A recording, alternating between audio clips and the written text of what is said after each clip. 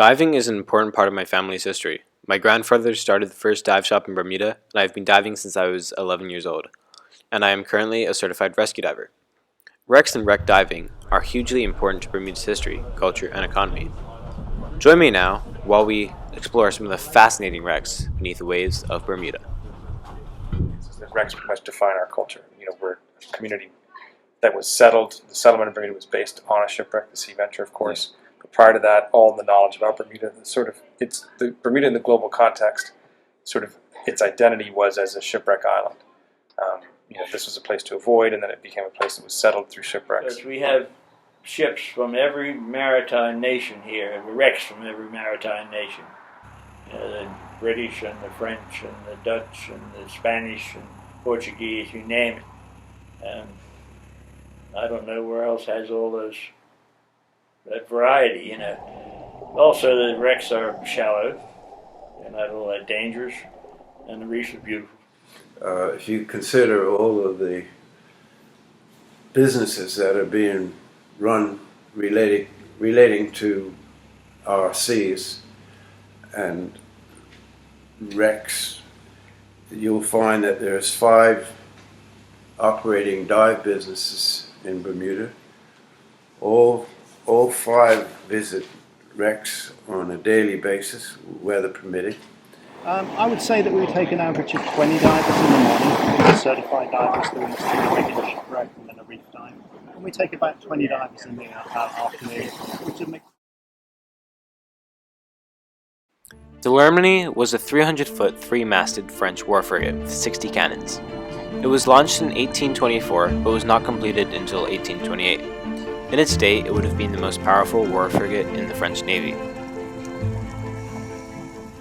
To be shallow in diving terms, it's about 35 feet, which for non-divers sounds quite deep, but from a diving perspective it's quite shallow, about 35 feet.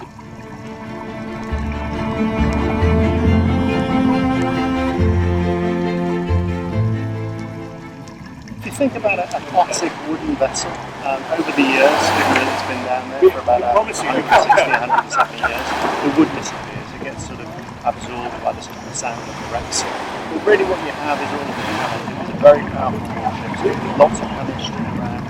The main part of the anchor to sea. And there's also the pitching area. If you think about a warship, they have to be very, very careful about how they put fire in a wooden boat. This is all the kiln area.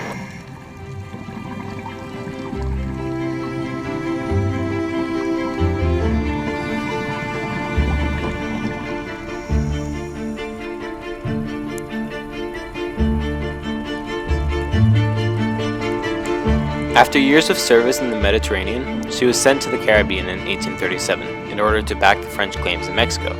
However, not long after arrival in Cuba, 133 out of the 495 crew had come down with yellow fever. Later that year, she was called back to France, and on December 3, 1838, she encountered heavy seas and sought refuge in Bermuda.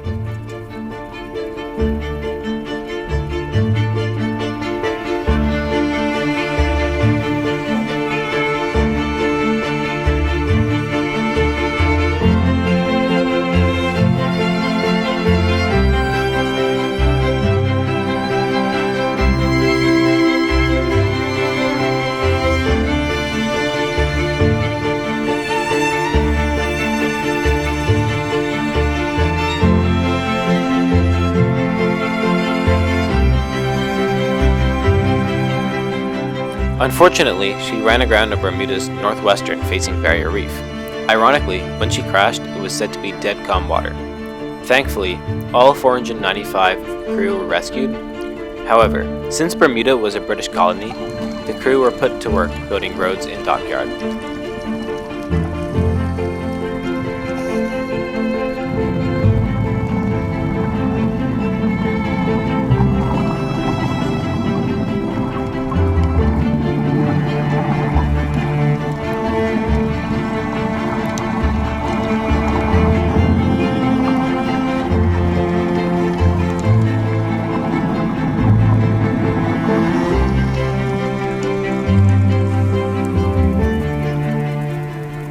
The remains of the L'Harmonie can be found resting amongst the reef in 35 feet of water. Some of the 60 cannons have been lost or salvaged, leaving about 30 cannons still lying on the ocean floor amongst the reef heads.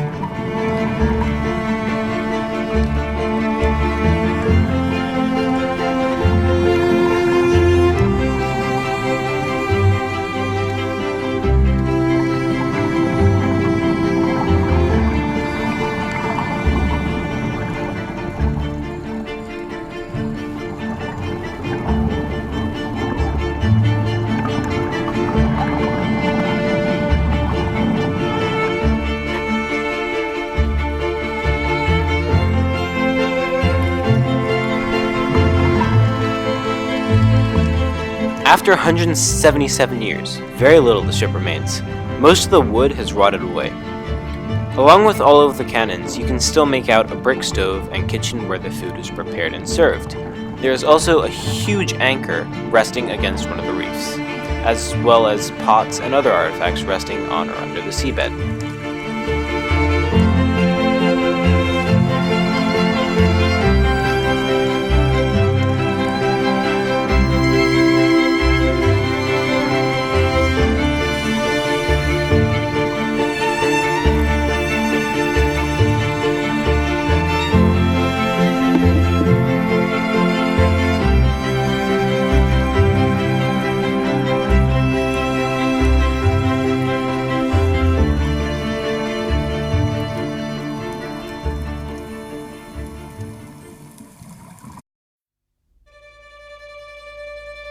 The Mary Celestia, also known as the Mary Celeste, was a 225-foot paddle wheel steamer, weighing in at 207 tons. During the American Civil War, she was chartered by the Confederacy and used as a blockade runner for the South, smuggling guns and weapons as well as food and supplies. These items were traded for large amounts of cotton and money and brought back to the UK, where there was a great need for cotton. She was long and narrow, which meant she could travel up to 15 knots, which allowed her to avoid capture for many years.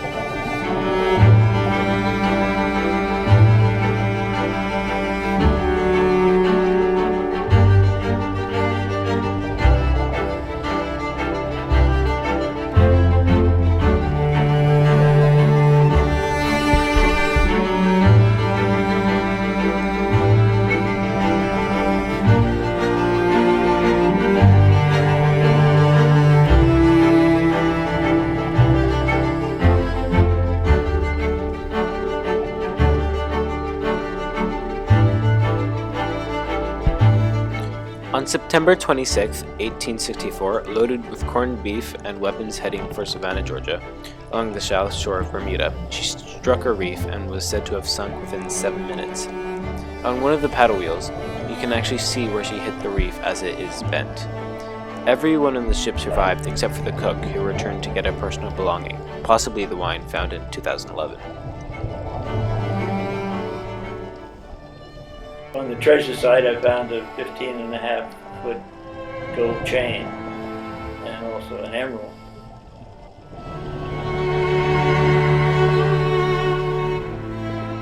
But I found a pistol, a flintlock pistol.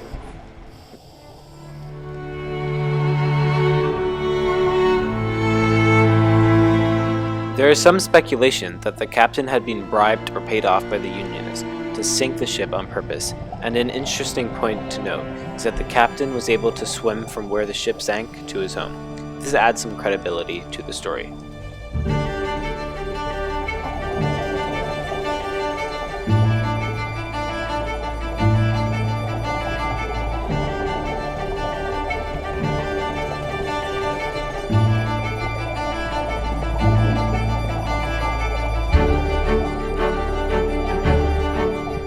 There is some local folklore that when the ship sank, it was in viewing distance of a church, and as the people watched it sink, the priest said, "It is a sin to steal from a sinking ship, unless I get there first," as he rolled up his pant legs.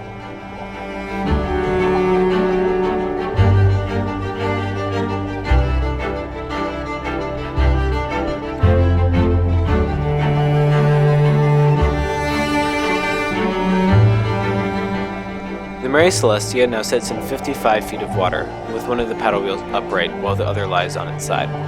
A lot of the ship has rusted away, but you can still make out the paddle wheels, her massive steam boilers, some of the hull and deck of the the ship and a winch.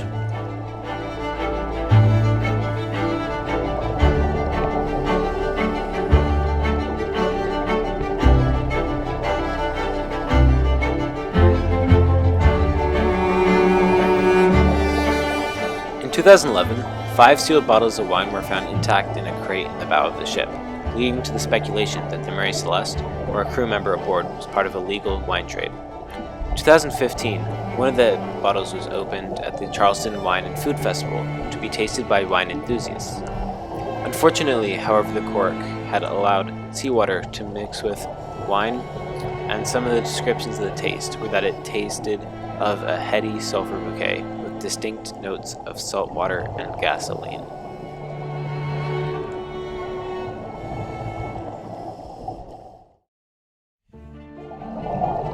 Nemine Bresler was a 300-foot steel-hulled steamer built in England in 1872. On her maiden voyage from Portugal to New York, with a cargo of dried fruit, wine, bales of cork, and lead ingots, she ran aground on a reef a mile off Horseshoe Bay on the south shore.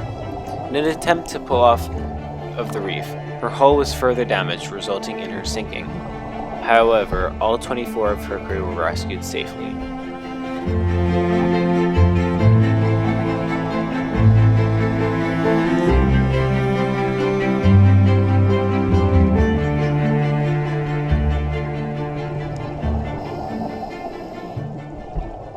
All these ships come from everywhere else, so they're not technically Bermudian per se. There's a couple that are from Bermuda, but by and large they are a representative kind of time capsule of lots of individual cultural moments at different times. So there's a responsibility, in terms of preservation of human history, culture.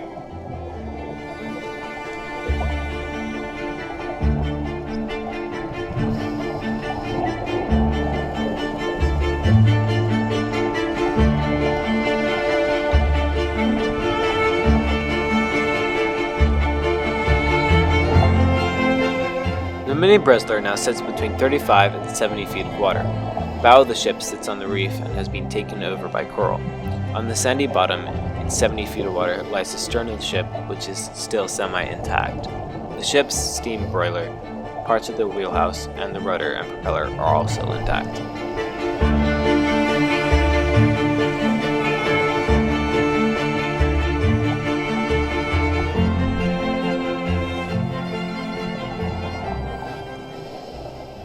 My experience with wreck diving goes back to when I first began to dive in 1971. And the reason I really wanted to dive was because I used to hear about what Teddy Tucker, that is, and Harry Cox were finding on these different wreck sites. And I'd be reading up on it and keen to go out and see if I could find one for myself.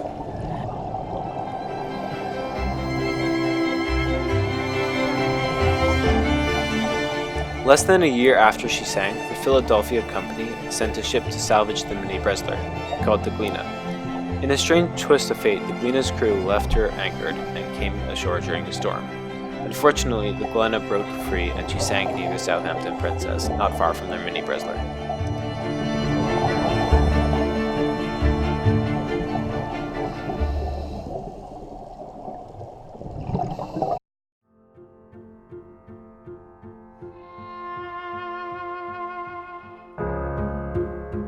The Hermes started her life in Pennsylvania in 1943 as a boy tender during World War II.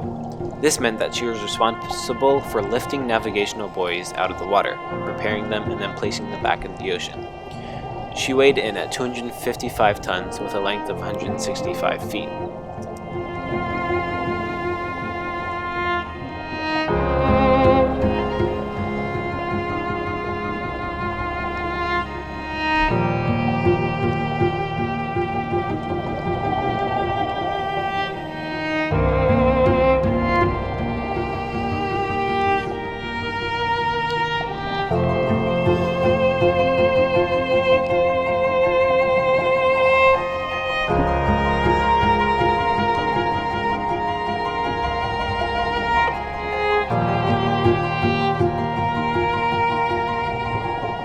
of the cool things about the Hermes is that there were so many opportunities to actually swim through the wreck itself.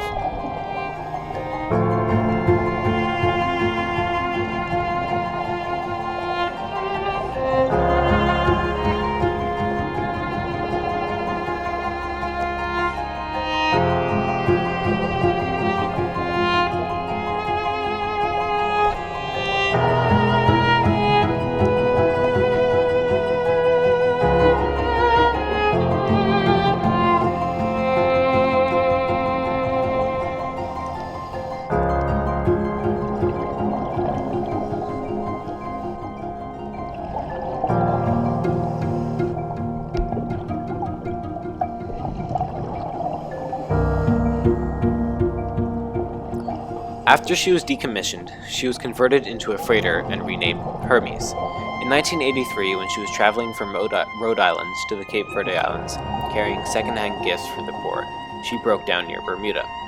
The Hermes sat in St. George's Harbor for 10 months, and after her crew and owner finally abandoned her, and the Bermuda government donated the ship to the Bermuda Dive Association.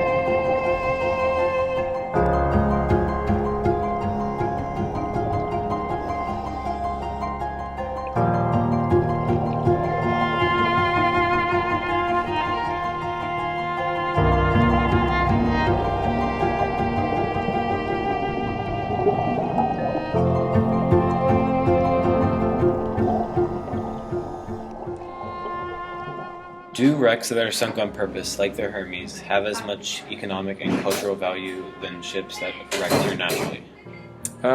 Yeah, obviously. I think it's curious. It's a very good question. The Hermes fills a niche, a shipwreck niche, because people who are new to diving and new to shipwrecks, in their imagination, a shipwreck looks like a ship underwater.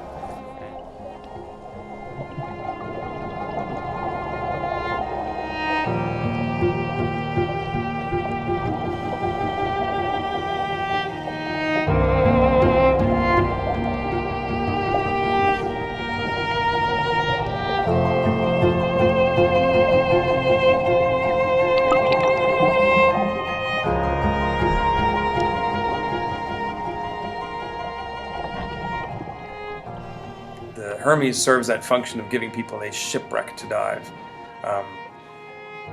Culturally, it speaks to our diving kind of tradition and the sort of modern invention of scuba and all that.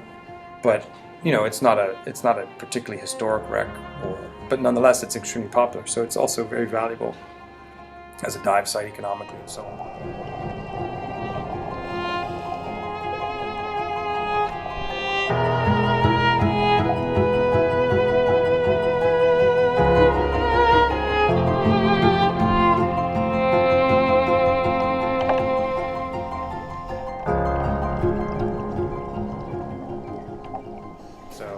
But known wrecks are, with a name, that's also a rare thing. Yeah. So, where you can definitely say a name. So we've got, in excess of 50 named wrecks, which is a lot for any place, but we've got probably in excess of 300 wreck sites in Bermuda.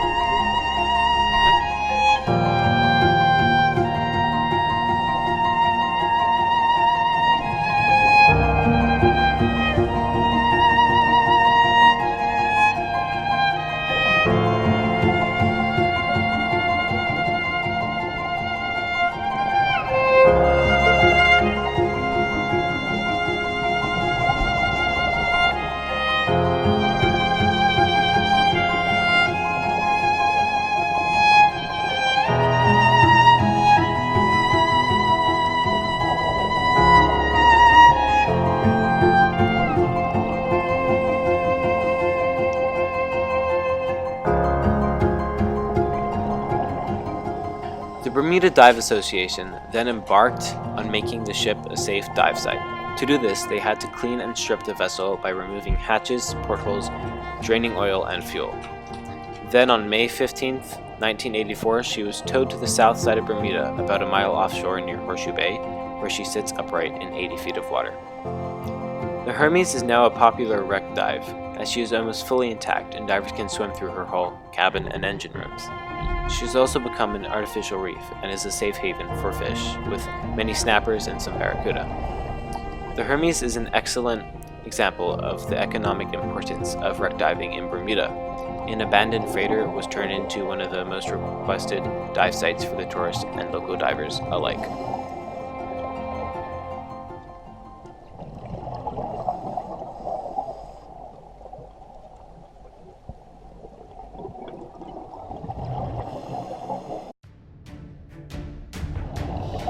The Tugs is a dive site with two wrecks, the King and the Forceful.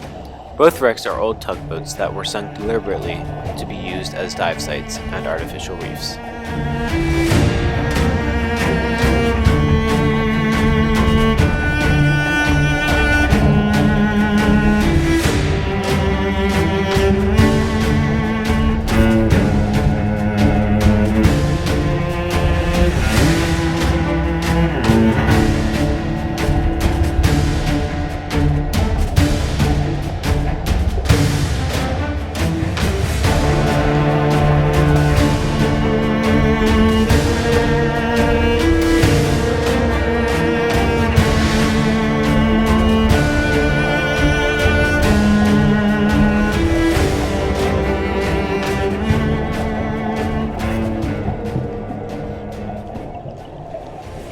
Our diving is comparable to the best diving in many parts of the world, and we're only 2.5 hours from most of the major hubs on the East Coast. So it's surprising that people will fly further to do diving that is the equivalent of, if not, certainly in terms of shipwrecks, nowhere is as interesting as Bermuda.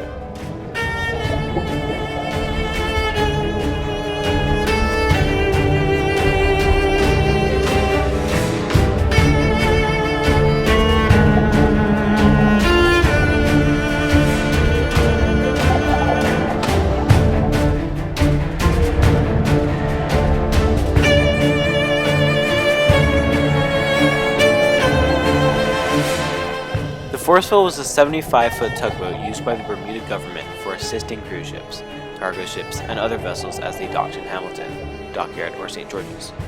Forceful's sister ship, Powerful, is still in service and is docked at Dockyard when not in use. Forceful was deliberately sunk in 2008 for use as a new dive site and artificial reef.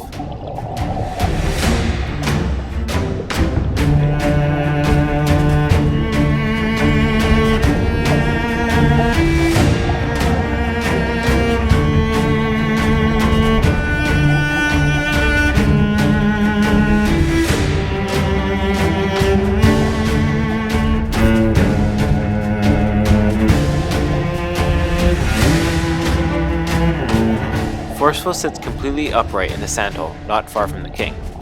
Forceful hatches and doors have been removed, allowing divers to swim easily through the wreck, including into the lower part of the hull.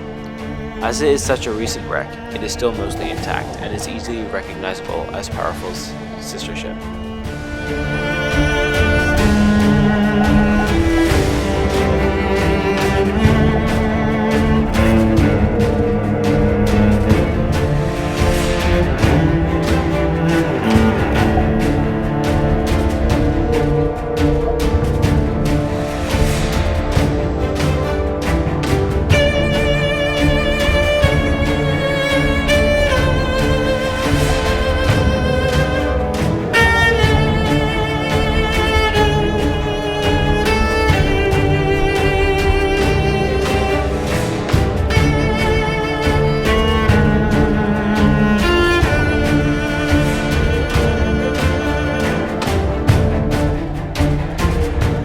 The King was a 55-foot old U.S. Navy tugboat built in South Carolina in 1941. It was brought to Bermuda and later converted to a dive boat owned by Gary Lamb. In 1984, she was donated and deliberately sunk. She was the first vessel to be deliberately scuttled as a dive site and artificial reef.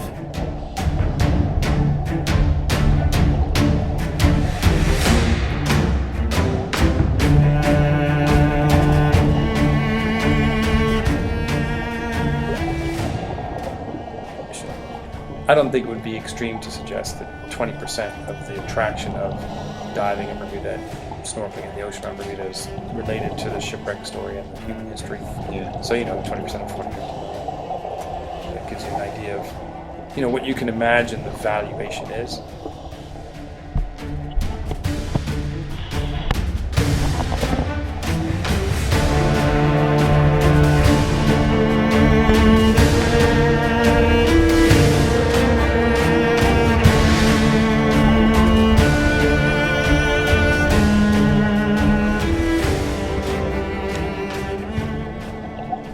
Every time a good shipwreck story is told and gets picked up by international media, it buys media and tourism promotion that we can't create, we can't fake. You can't fake authentic stories. But a story that, let's say, we've had several covers of magazines.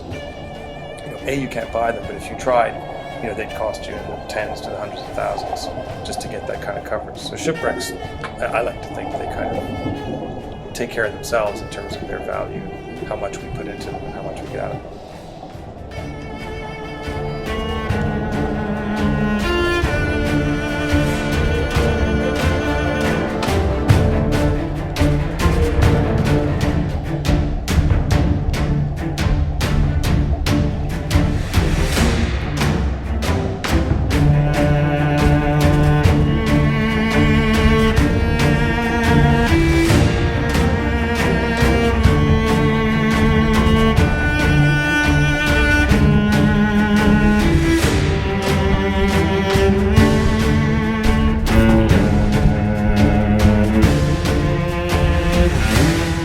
The King sits intact in 65 feet of water and listing 45 degrees to starboard. Divers can explore her pilot house and galley and can even peer into her engine room. As the King is still mostly intact, it makes a great backdrop for photographs when diving.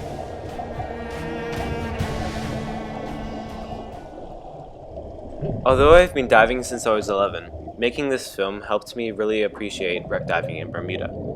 Throughout this adventure, I enjoyed discovering the different types of wrecks, and how I only looked out of 5 of the possible 400 wrecks that there is said to be in Bermuda.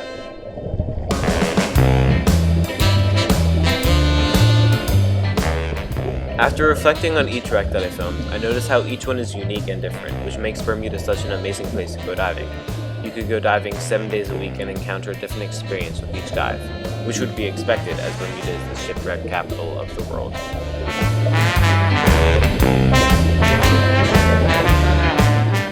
Focusing on each different wreck that I filmed, there are certain things that I liked about each one. The Lermony, in my opinion, was one of the cooler wrecks that we filmed, even though there was not much left of it. I found it intriguing how such a powerful warship met its fate on the shores of Bermuda, and it reminds me of a more classical wreck than the others. However, I also liked how you could swim through both the Hermes and the tugs, as that was a new experience for me.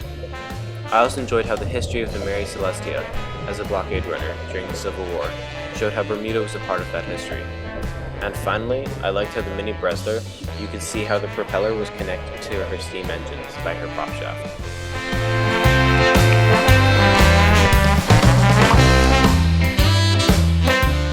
The experience of diving with different dive companies and seeing how each of these wrecks helped me appreciate how important wreck diving is to Bermuda's economy and how important wrecks are to our culture and history.